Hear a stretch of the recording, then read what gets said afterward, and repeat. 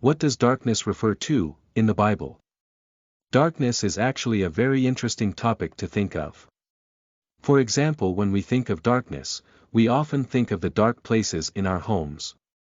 Maybe the closet or the space in between the bed frame and the floor. Or even the pitch-black color of the night. But simply looking at it logically, we can all agree that darkness is simply the absence of light.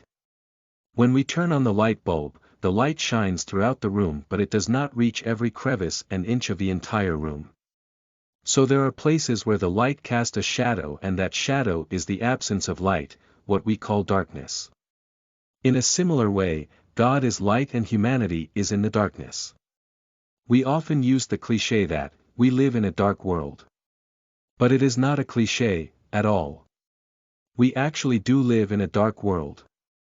Ever since the fall of Adam and Eve, humanity has been living in darkness.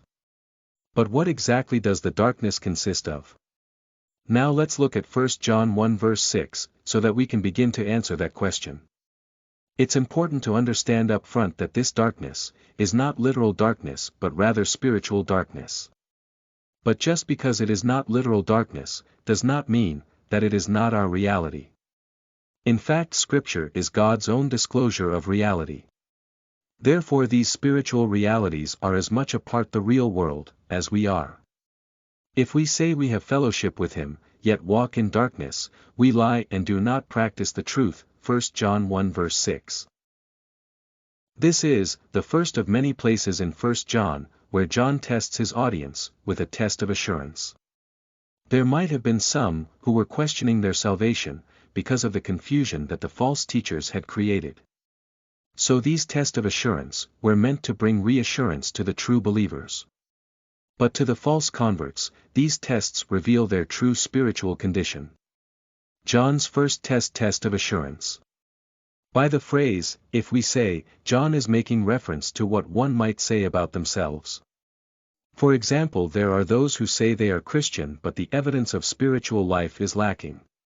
They say one thing, with their mouth, but their lives express something different. Much like the Pharisees, who Christ rebukes for worshiping God with their mouth but in their hearts, being far from Him. It may be that these false teachers were quick to say that they were true Christians but their lives were characterized by darkness. It's not much different in our day, many profess to be Christian but live just like the world does. If we say, we have fellowship with Him, 1 John 1:6